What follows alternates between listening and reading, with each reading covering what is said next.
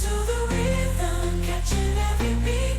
Together we embrace the futures at our feet. The futures at our feet.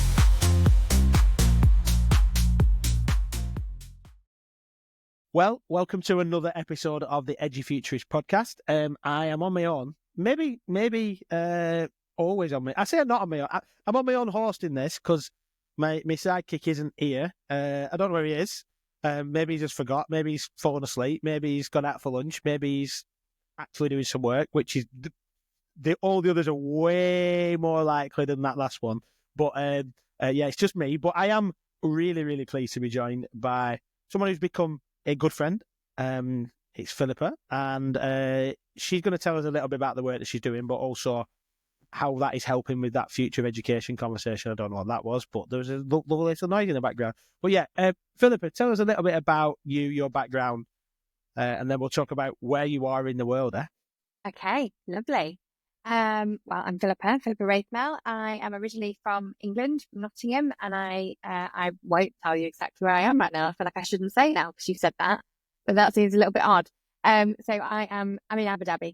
I live over here in the Middle East, and I run a company called Edruption. Edruption is a company which basically, at the heart of it, wants people to be able to be using technology for good. It's about empowering change in education, and it's about understanding how to be able to support schools to facilitate that in the most meaningful way that is the most relevant to their needs.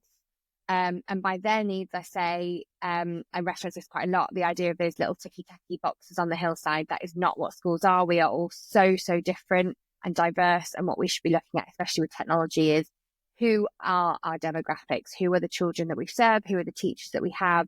What are we trying to achieve within education?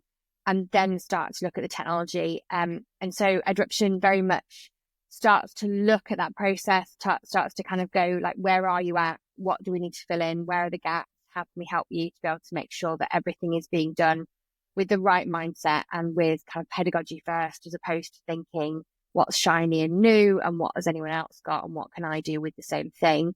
And as well as that, we also help support edtech companies. So we do some regionalisation in the UAE and in the GCC, really, because one of the things that I found through my journey, kind of getting to where I am right now, was very much that edtech companies didn't necessarily always understand the market here. And so we were trying to squeeze, round peg, square hole, and it just didn't work. And so what I try to do very much with those companies that I think are trying to do the right things is to help support them to understand what the students' needs are here, what the international and diverse nature of the country is, and try and help them to make sure that they are aligning to the right schools, really. So yeah, so that's what I do now. And yeah, there's been quite a long way to get here, I guess. Yeah, I think that's it. So obviously I wasn't being cryptic about saying, well, I know you're in Abu Dhabi, but the reason why is that's the current place of where you've been, but you've obviously travelled and been on that international school space as well. So be interesting to dig into seeing what you've learned across those different places. So I love hearing that story. I love hearing the story of, I know when we talk about accessibility and stuff, UDL stuff, why you're passionate in that space. And I've heard you speak about that a few times now. But you are trying to bridge that gap between education. Oh, look, he's here. Look at him. He's here. Stevie, how are you, my friend? I've not dug you out at all for the last 5 minutes on the podcast, I promise. I'm so sorry. I'm not going to go into the detail, but lots going on. And yeah, so sorry for, I can't believe it. For everybody who listens, I'm absolutely fuming with myself. So yeah, I'm really annoyed with myself. So Philippa, I reckon he was just having a really long poop. That's all I'm just saying. I'm not. We'll do it after. Mate, it's good. We're good. Philippa just introduced herself and told us a little bit about that she grew up in Nottingham and then is now out in Abu Dhabi and talked about Edruption. So maybe talk about that what you've learned then on that journey to get to where you are? Because I know that you've not just been in Abu Dhabi, right? Absolutely. Okay. So how did I get here really? And it's not a very straight path, I guess, which is very similar, I know, to you, Ben. And a lot of people I speak to all the time didn't really get into where they are right now because of anything that they did at school or in the university. I started I actually did a fashion marketing degree. So that's kind of my first thing. And I'm very hands-on. I like to kind of do things, play around with things, and kind of I picture things in my head before they actually happen, big picture, then go down to small, whatever kind of focus. And so I ended up going into actually teaching design technology, and I absolutely loved it. So I did that in Nottingham for a really, really long time, worked in multi-academy trusts there. Just again, looking at lots and lots of different things from engineering all the way through to food and food science and textiles and all that sort of stuff. And it was brilliant. And then in 2016, I moved out to the Middle East. And actually in the Middle East, design technology wasn't really a thing. There's only a few schools, generally British international schools, that had design technology. And so I think officially I was a business studies teacher. And I was teaching a kind of random concoction of all sorts of different things, but ended up basically when I was at Repton School being handed a lot of iPad devices and also being asked to be a primary school teacher, which I was not. And it was when I was handed all these iPads that I kind of went, okay, what am I meant to do with this? And that was really the beginning of my journey. And I guess when you say like, what did you learn? That was my biggest learning curve, was going, there's no instruction. There were literally, I mean, obviously for an iPad, yes, there were instructions, but there were just no instructions. We were a brand new school, brand new teachers. Nobody had looked at them. And I openly and honestly tell people very, frankly, and actually did on the day as well, I opened my first iPad the day before. And that for me was always very much about the culture of, you just got to try stuff, right? Like in education, you just have to be the person who picks stuff up and gets on with it and sees what works, what doesn't, how can things, how can I integrate that? What's the point, etc.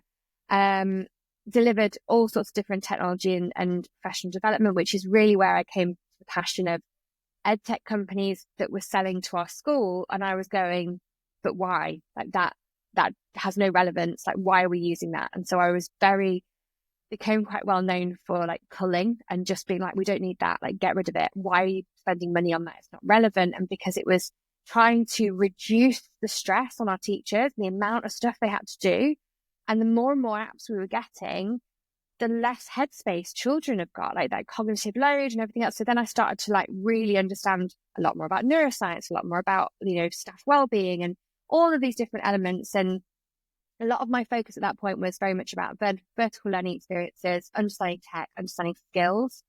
And then when I left Repton School, I moved to Cranley, which was another international school that's out there. Obviously, there is a Cranley in Surrey, and it's kind of part of their group, or it was. And I basically took them, what I say, from analog to digital, and again, then learned a lot. And what I learned very much there was the interaction. So I was really lucky at Repton. I had a great IT guy who was just always on hand and was always telling me, and I would just ask. I didn't understand, and I didn't really know what to do. It was the first time I was doing a lot of it. And again, realized very quickly that IT guy had to be my best friend. And so that kind of idea of like making sure there's that connection, because the teachers were saying, but they always say no. They say no to everything. And it was that, actually, well, have you had a conversation with them, and have you spoken to them about why you need to be able to do that? And so becoming the middleman and kind of relaying that educational philosophy behind why a teacher might be asking that, but then equally relaying back to the teacher, actually, they're not just saying no, it's just you're not listening to the answer. And actually the answer is this, but they can do it, or they can look for something, or they can help you. So again, it was kind of all around that. And I guess all of this really built into these 4 pillars, which now Edruption deliver, which became, so digital governance, which was the big thing that I kind of really kind of grasped onto at Cranley, because again, it was setting up, it was brand new. It was like, what does this all look like? How does this work? Digital safeguarding, which was something that I did a lot of at Repton. I became safeguarding level 3 and was always involved within all those different policies, procedures, training, supporting pastoral, but looking at also the outward care for our parents and then guiding them. And, we've handed a device to your children and we are expecting you to take it home. How can we help you at home with digital technology as well? And then obviously digital pedagogy, which is what I initially started off thinking that was all I was going to be doing, was a kind of a bit that ended up and always has ended up becoming a bit of a back burner, because so many schools forget about the first two, that they're doing the third, but they're not really ready. And then actually what I find a lot of now is that people don't really understand what learning looks like with technology. They understand technology, but they don't understand what learning looks like. So that's kind of being brought a lot more into the fold now. And then digital innovation, which was kind of that whole idea of what's new to you, but also what is way out there. And obviously at the time when I wrote my book, The Digital Ecosystem, which was based around those 4 pillars and those kind of really big learning moments, was about, what are the possibilities of AI? What could this be? What is going to happen in the future? And we have to be prepared. And to be prepared, you have to have those 3 pillars to then have the 4th, because you can't really get to the 4th without the other 3. And then I worked for the government for a little bit. And that's kind of all I'll say about that, because, you're not really allowed to tell anything about that, are you? It was really fun. It was very interesting. And I wrote some really great things that have had a big impact, which is also really positive. And we're seeing the impacts of that right now. And then I just eventually got to the point where I kind of went, you know what, I want to do this on my own. And I kind of want to see how many people I can help, because ultimately when you're working for a school, you can only help so many people. And I was getting a lot of people asking for advice and support and things. And I can't really help myself. I just want to try and help as many people as possible. And I think where I was when I was back in Repton, no idea. And I very much think you've already alluded to it slightly in terms of inclusion, accessibility, but also as a parent, I think we're throwing a lot of technology into schools, but we're not necessarily thinking about the message, the communication. And so it's getting either a really bad rep or it's not really being valued. And so I think that for me is a really big part of what we want to do, is empower that change of narrative, but also empower change to make sure that it's safe, relevant and used. Big question that might be off topic, if that's okay. So there's a big recruitment and retention crisis in education. Based on your experience, Ben, you left education and I did, so we'll have opinions on this. Do you feel one of the challenges is that as educators or leaders in education, we want to make as much impact as we can and as much difference as we can because we're still passionate about that, and working in one school, trust or one organisation, some people, us three on the call, sometimes just doesn't feel like it's enough. And you just go, I want to transform more. And the only way I can do so is to step outside. Some people do criticise and say, well, couldn't hack it.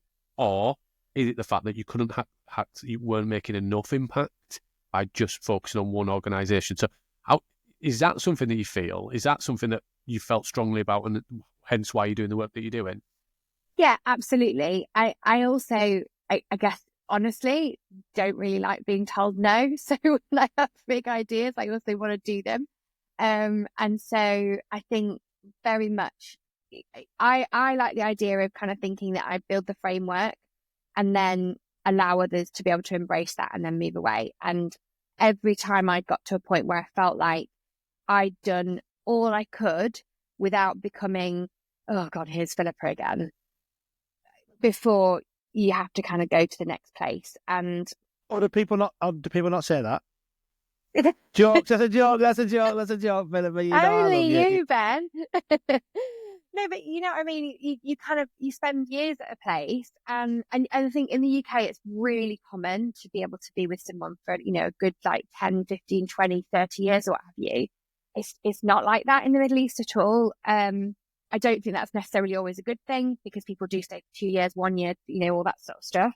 However, within this remit and the way that education technology has grown, I just felt like I needed to tell people what I knew and not say I know everything, but I didn't know anything. And I want to be able to help people who are in that same position, because lots of schools are starting out of this. There are lots of places that are beginning that journey, and to have people like us to be able to go, okay, have you thought through this? Have you done that? Did you know this was there? Signposting to all those things and be able to help. I think we need people like that to be able to keep that innovation going and also to be able to compare. Again, schools can become such silos of just, we do this. And actually, again, having people go, well, you know what, I was working with a group and they're doing something really interesting, and giving some examples and sort of saying, you know, they've done this with technology, or actually their focus isn't anything to do with that, it's to do with this, but this is the impact it's had. And actually that as well, you don't get that a lot unless you're able to go to lots of conferences. And even then, if you're only able to go to ones in your region, you're going to be seeing the same things over and over again. So yeah, for me, I think it wasn't enough. And I did feel like I just wanted to be able to help more people. But I think as well, I think you need to have people who can do that to be able to help spread the message properly. Yeah, agreed. And I think it does require us all to work together, doesn't it? The people at the chalk face, those people in the those ed tech companies that are making that a realistic place, and then those of us that bridge that gap.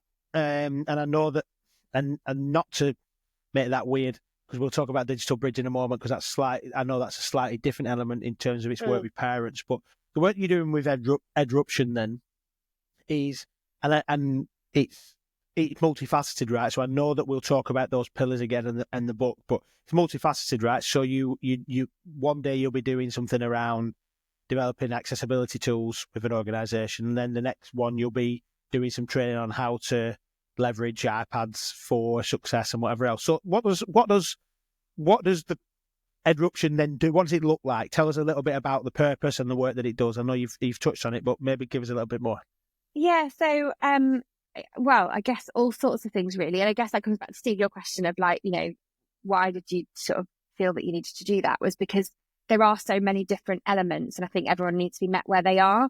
And so we go in and work out where that is and what that is. Now, I'm super passionate about integrating technology into education in terms of what does it look like at the chalk face? What does it look like in learning? So I do really excitingly work with, so there's one school specifically in Poland that I'm working with. They're a sports school. We've just finished a big project around what they were doing in sports with integrating technology and how that had an effect on them, understanding not only where they are right now, but what life looks like as an athlete. What does being an athlete look like, and what does it require me to do, and actually using technology for that. And now we're looking at farm to fork, and we're kind of doing a whole sustainability project, and we're using devices for that and technology to empower what does learning look like and how can we be critical and data. So it's about, for me, I think a lot of people go, oh yeah, I don't want to see kids with iPads in their hands, or, you know, or tablets or devices all the time. We want to see them really doing things. And for me, that is what technology is about. And so one day Edruption could be somewhere going, right, okay, yes, we need the devices, but no, you don't need them in your hand all the time, because actually that's not what learning is. And so it's about creating things that people can then go, aha, got it. And then they can go in and have their own aha moments and have their own development of their curriculum. So sometimes it's that. A lot of the time we go to schools and they say, you know, we want to be able to do an EdTech integration, but you have to go right back and go, okay, but who's in charge of that? What does that look like? How does that affect the rest of the policies? What is your communications with the school? What's your environment and your culture like here? Because it's not as simple as just saying, here's a box, off you go. And so a lot of that can then be about change management and leadership, and sometimes about really stripping back. So another big project that we're working on at the moment is literally looking through software and kind of going, why have you got that? What's that for? Do you know you're paying for that and it's not even an app anymore? And, you know, all these sorts of things, reviewing and refining and creating governance around that. But governance in terms of, when I speak about that, I think of every stakeholder having a voice within the school. And that's not, you know, a meeting with 100 people in. It's, you know, 5 or 6 people across the school who can have an opinion and understand every different aspect of a school and why certain technology is relevant.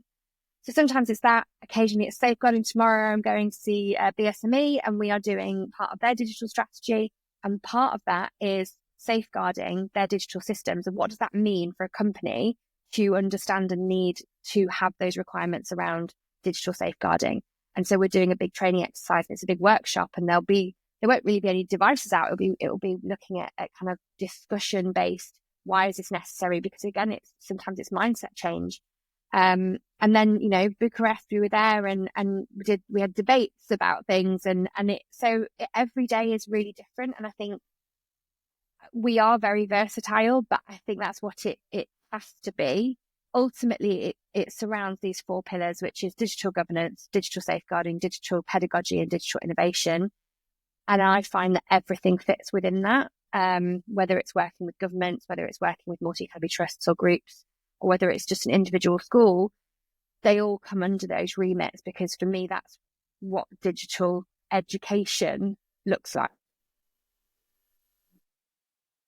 Do you feel that you have to guide, when they come to you, you have to get them to just think about their why, first and foremost, as you've said, that it's like, why do you want to do this, rather than they've got it, I want it.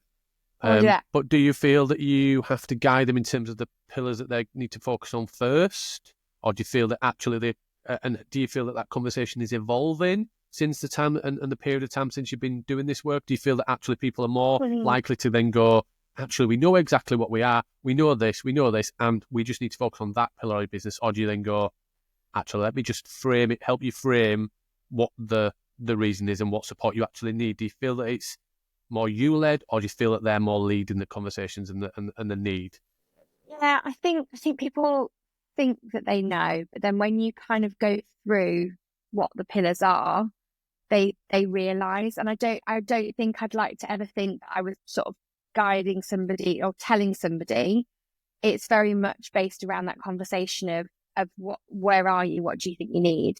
And then one of the things that we do, I've created an evaluation rubric, which is called the Digital 360, which looks at every aspect of whether it's IT, infrastructure, hardware, software, whether it's then it's the leadership, the vision. Does the vision and leadership match in terms of digital technology? So that's the school's vision, so their why.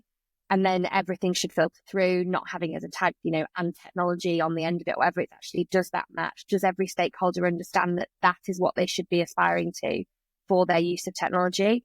And then we do learning walks, and we go through and we look at where people are within their implementations of technology.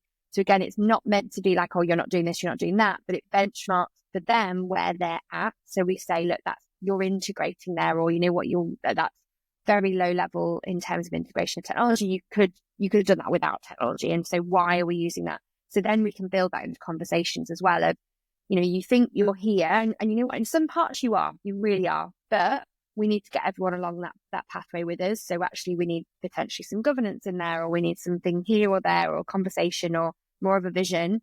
So yeah, I think it's a bit of both, really. I think, as you'll know, going into schools, we guide people as opposed to kind of saying to them, this is what you need. And some schools will go, no, we don't need that. That's not what we need. And that's okay. But a lot of schools will quickly realize, okay, that is something. And, most of the schools, what we do is we'll do the 360, we'll give them some high levels, and we'll say, come back to us when you need the next part. And we try and get people to be able to be as self-sufficient as possible as well. And that's a challenge, isn't it? Because people don't always know what they don't know. And that's the challenge I find, is that you don't want to do at people, but then sometimes it's that thing that we've talked about before, when if you go and say to your head teacher, this is what I think we should do, they're likely to go no. But if you then make them think that it's their idea, or you coax it around, and then all of a sudden you go, oh, yeah, that's a great idea. It's a really different, and it also has, it's not only just like being a little bit underhand there, but it's actually, people have agency then, and their involvement in that space. I imagine that from a governance perspective, from a digital governance perspective, that if we're not careful, and I know that's your first pillar that you talk about, if we're not careful, that can become either really dry or really controlling. And a lot of the conversations that we have on these podcasts are about, we want innovation, we want to do some cool stuff, but actually some of that has got to be grounded in some well thought through governance. Can you maybe talk to us about some, and you won't be able to give specific examples per se, but like about what digital governance looks like when it's done well? Yeah.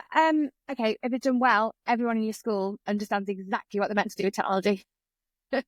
Basically, is everything. So I always imagine that conversation, because I always feel like this is a really big part where it falls down massively. Parent comes into your classroom and says, why are we using technology? My child's on devices all the time. They come home and they say all they're doing is they're on their computer, they're doing this, that, and the other. And the teacher stands there and goes, oh, I know, isn't it awful? Yeah. Well, I tell you what we'll do is we won't use it in our class anymore. And I'll make sure that everyone knows that, you're not happy and da, da, da, da. And so all of a sudden, instead of the person standing there and saying, well, actually, as a school, we believe, da, da, da, da, we believe that actually technology can be really empowering. And actually, did you know that every single child device is personalised to them? And so we have certain significant, learning needs in our school, or we have a high percentage of English additional language learners. And actually, technology really helps to bridge that gap and helps to support them to feel included.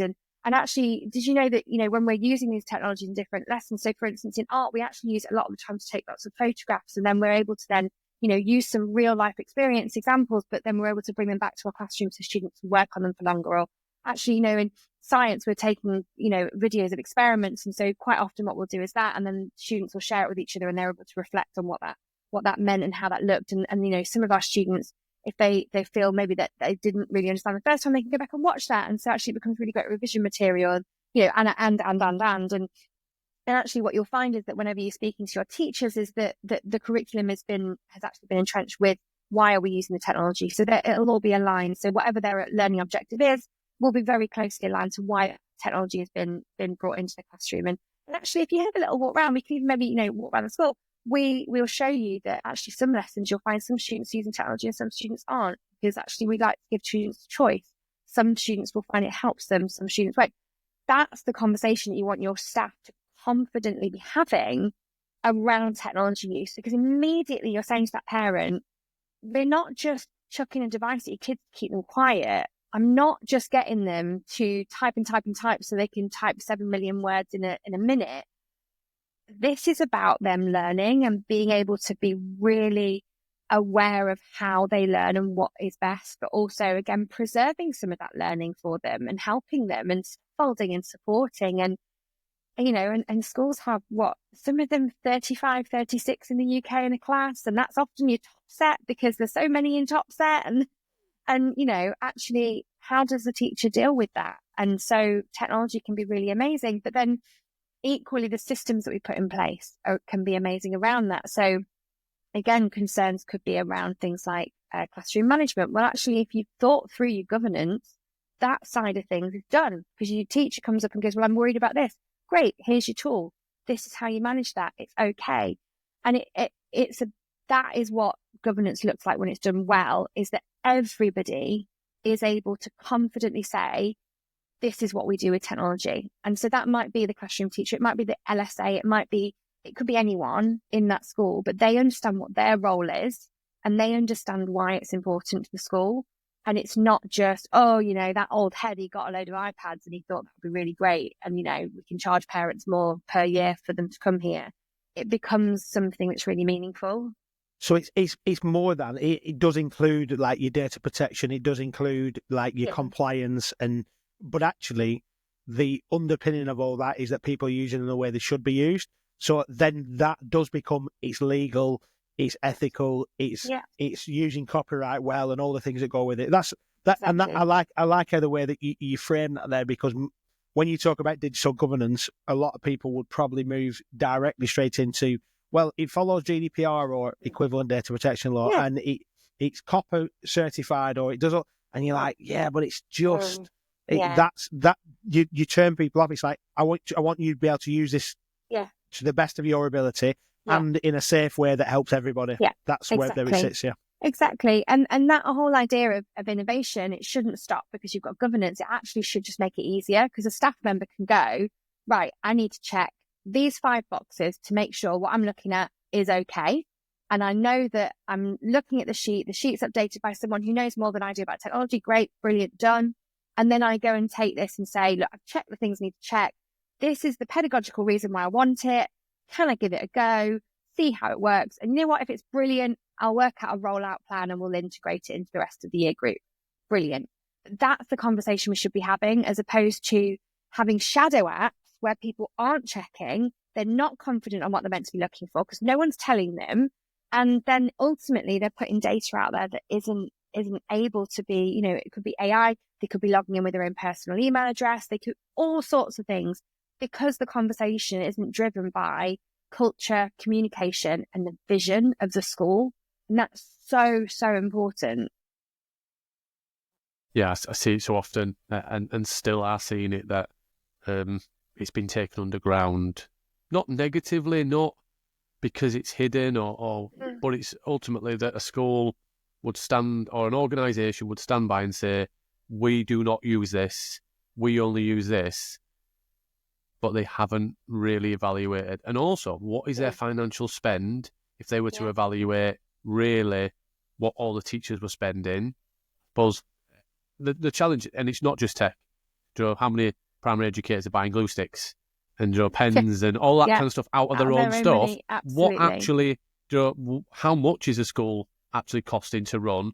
Because really, if you unpick that, and that's not a new thing, that is just transition from an app. And this is just another thing for people to buy, isn't it? Exactly. Yeah. And it's really interesting because as you evaluate and you then go, okay, yes, it becomes a financial spend on the organisation. But like you say, when you really start to consider it of what is the reputational damage or the bigger impact that is beyond financial, absolutely, if you continue to not support the educators with trials, and you have to then, you're not going to try everything, but how can you put them on like special interest groups, supporter trials, these kind of things as a project to then say, if you want to continue to pay for it, we will do so. You can't ever use something that we're not supporting because that is in breach, but we will do it. And if you can demonstrate impact in whatever we hoped for, then we'll continue to support it.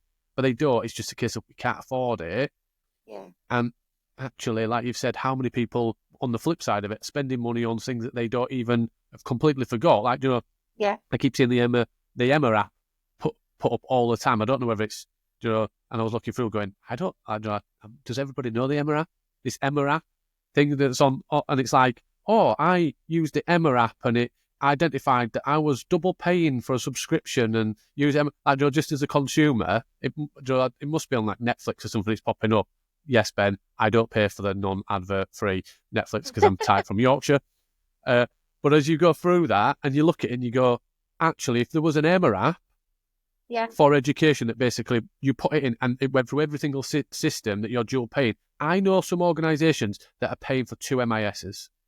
Yeah, I mean, and that is not even cheap. That's ridiculous. I mean, the thing is, ultimately, having a good digital strategy and having good governance saves a fortune because exactly as you just said, the amount of schools that will not have a clue what they have and how much they're spending every year, if they just spent some time reviewing it. I mean, I literally sat with somebody probably about 12 months ago now, and within 10 minutes, we'd saved 100,000 dirhams. That is £20,000. 20,000. Like, can you imagine like what teachers would do with that? Like, that's absolutely phenomenal. And that was literally just the first few things we'd seen. That was before we'd even gone through the rest of it. And believe me, the rest of it was a lot more. And it was because one of the things that they'd also not done was they'd not realised the updates of the devices they were using actually totally mitigated the need for the app. So the interoperability of the systems that we're using these days, so clever. Actually, a lot of the apps that were around 10 years ago, 5 years ago, they're totally obsolete, but people haven't looked to see. And so ultimately, if you have this team of people who are not only educators, but also your IT teams and all the rest of your operational teams who are coming together and actually looking at that, and then you're saying to people, don't mind if you have tech, but justify it and give me the validation and the reason, then you're already doing a big part of that because it's kind of ends up being one in, one out then. Yeah, and what that really lends itself to as well is it's not just schools, it's not just colleges and universities, but actually you think about this from a parent perspective, and I know that's something that you are passionate about, obviously with having boys in those formative years, and we talk regularly about having me having Grey a teen hair. and a preteen. Yeah, no hair. Teen on preteen space around navigating what is not just safe but also enriching and holistic and all the things that go with that. The navigating screen time and the other bits that sit with it, and that's part of the reason I know that you set up Digital Bridge as a kind of subsidiary of what you do. Tell us a little bit, if you could, a little bit about the work that you do at Digital Bridge and the work with parents. Yeah, so as you mentioned, Digital Bridge is just such a passion of mine. I think one of the first things that I remember thinking about parents need to understand more was when I got delivered a box of drones to my class. This was when I was teaching primary school, and I'd been in the role for like probably 6 months, so just starting to get my head around it. And I was just like, what are these for? Like, what am I doing that for? And I was teaching coding and I was loving it. And, you know, most of the time my classroom didn't have furniture in it. We were rolling spheros everywhere and it was great. And it was all very like built into real world. So I had to really understand why we were using them. And so I built this whole concept around the idea of drones. What do they do? Well, they go and seek things in places that we can't go to at the moment. They do a lot of, you know, taking photographs of rural areas, or they might go and find new places. They might even drop off supplies to people. So I created a load of different learning experiences for the students around these different concepts of real world. Why would we maybe use a drone in real world? And then we'd learn how to fly them. And then they got to do the fun bit, and I got to feel like it was a little bit more relevant to life than just flying around a drone. And that really was the first bit because a lot of parents would come in and my room was always on the tour for the school. And it'd be like, oh, you know, Philippa will tell you about what they're doing.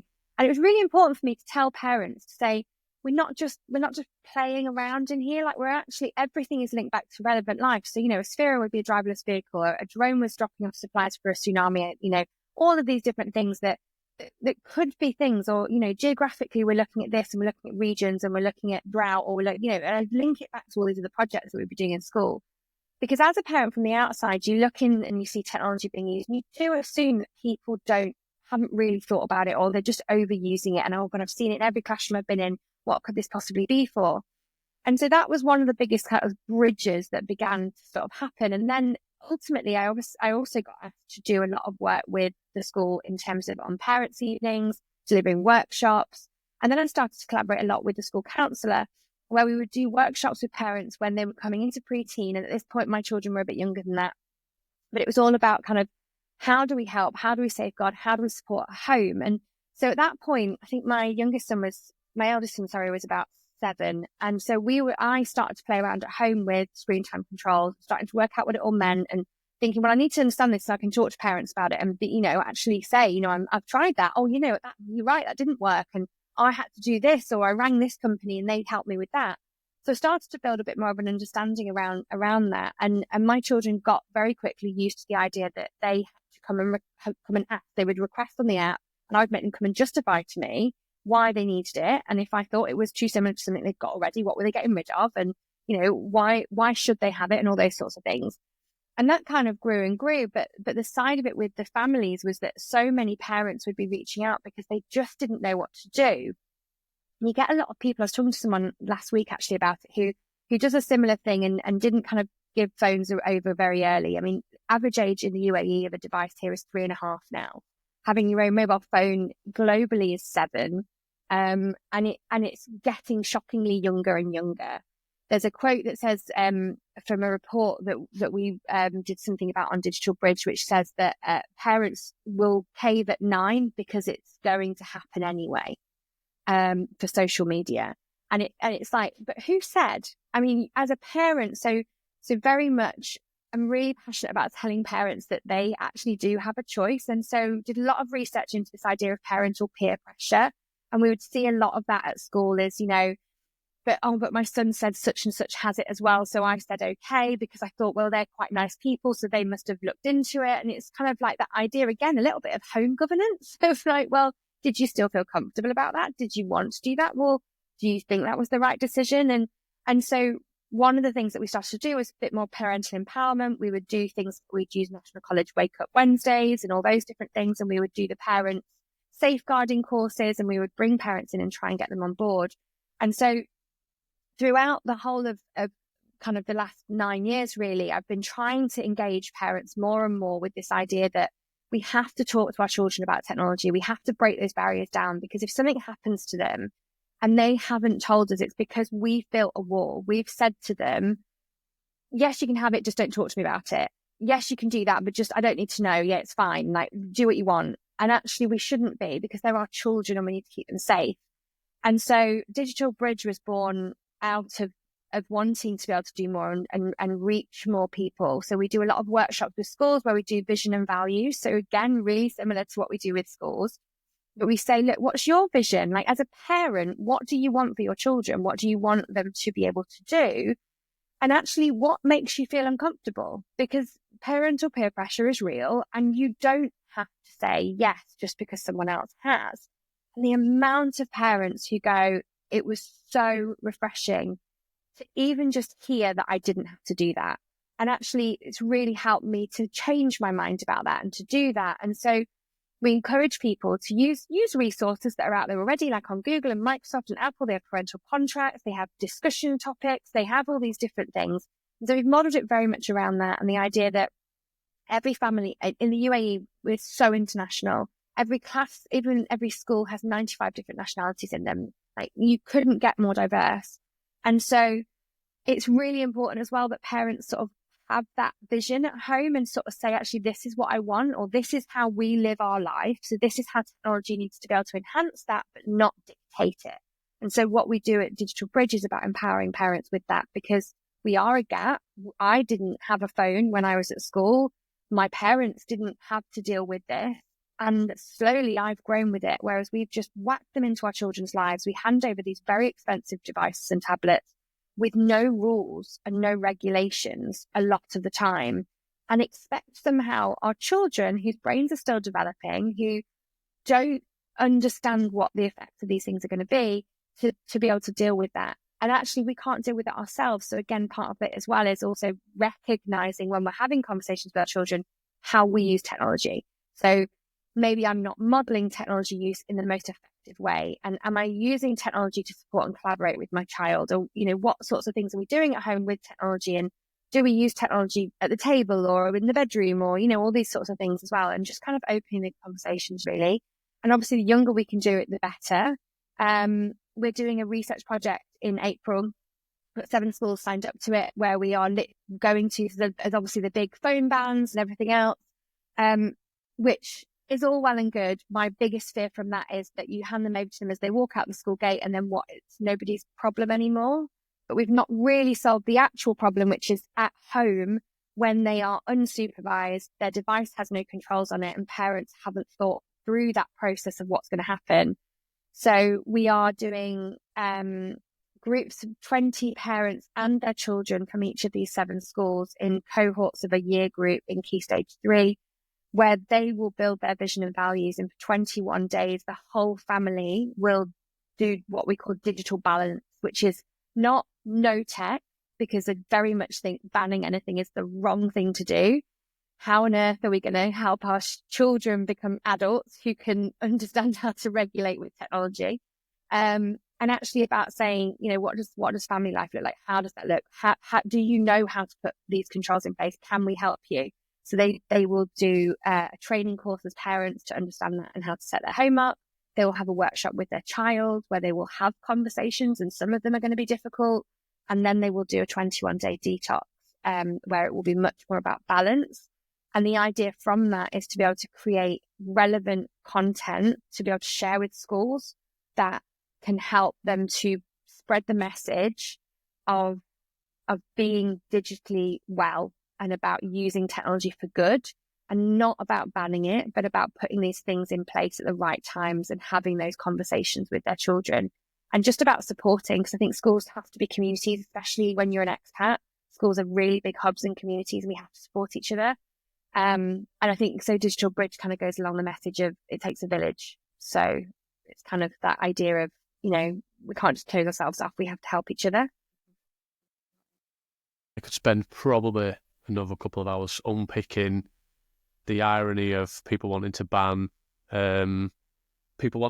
mobile phones and any device from school, but yet wanting to give it to a 3.5-year-old when they're not in school. The irony, I think, is lost on many, that actually even in the UK they start to do that.